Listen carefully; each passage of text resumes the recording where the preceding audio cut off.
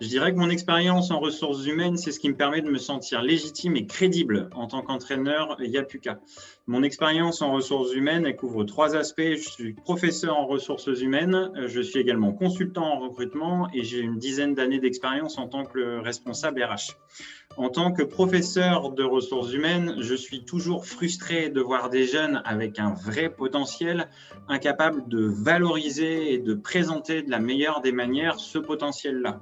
Tout simplement parce qu'ils n'ont pas la compétence de communication orale pour le faire. Donc ça, c'est le premier aspect. Pour le deuxième, en tant que consultant en recrutement, le fait d'avoir la vision de l'autre côté du miroir, côté entreprise, côté recruteur, ça me permet, je pense, de bien cerner ce qui est à faire et à ne pas faire, tout simplement pour donner envie à une entreprise, comme à une école d'ailleurs, quand vous faites face à un jury, de vous faire confiance, pour investir sur vous, tout simplement.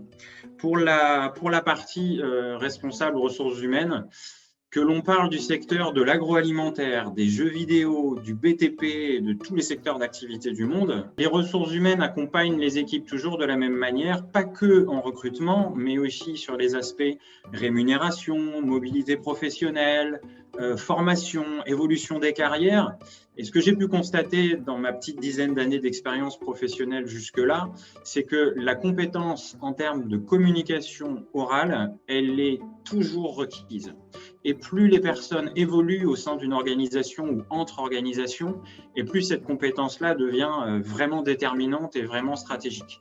Donc, avoir la possibilité d'apporter ce point de vue RH-là en tant qu'entraîneur Yapuka et d'avoir un impact positif sur ce sujet-là, c'est vraiment ce que je recherche. Cette compétence-là, elle n'est pas si simple à évaluer, elle n'est pas si simple à valoriser parce qu'il y a un juste milieu à trouver entre un manque de confiance en soi et un excès de confiance en soi. Donc, c'est toujours un challenge et côté candidat et côté recruteur. Comment faire du coup pour faire valoir cette compétence-là et l'évaluer? Je dirais que c'est une combinaison à trouver entre humilité et assertivité. Alors, assertivité, c'est un mot qui est un peu à la mode. L'assertivité, c'est tout simplement assumer ce qu'on est et assumer ce qu'on fait et assumer ce qu'on dit. Ça paraît très simple et ça paraît être du bon sens, sauf que avoir cette honnêteté-là et en étant direct, beaucoup de candidats échouent sur ce point-là. Pour une raison très simple, c'est que plutôt que de dire très clairement ce que les personnes savent faire et ce qu'elles ne savent pas faire, on s'invente des scénarios, on s'invente un rôle en se disant mais qu'est-ce que le recruteur attend, qu'est-ce que cette entreprise-là recherche et du coup derrière essayer de rentrer dans ce rôle-là. La confiance en soi, c'est pas du tout comme ça qu'on va la présenter et la valoriser. En tant que recruteur, la confiance en soi, comment est-ce que je la mesure? Alors déjà, pas uniquement lors de l'entretien, mais aussi via des mises en situation, via des jeux de rôle. On va vous positionner dans votre futur rôle professionnel et voir si vous êtes à l'aise. Dans le cadre de questions en entretien, une question que j'utilise beaucoup, c'est demander à la personne de s'exprimer sur ses échecs, sur ce qu'elle ne sait pas faire, ce sur quoi elle a échoué précédemment.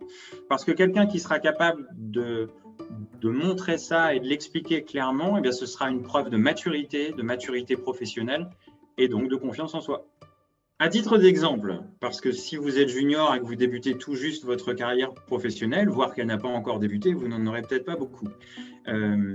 Vous pouvez parler d'un examen. Si vous avez retenu de cet échec à l'examen, vous pouvez tout à fait le valoriser, parce que ça se valorise, un échec. Vous pouvez aussi aller chercher dans votre vie sportive, artistique, associative. Vous aurez nécessairement des histoires à nous raconter, et c'est précisément ce qu'on en attend.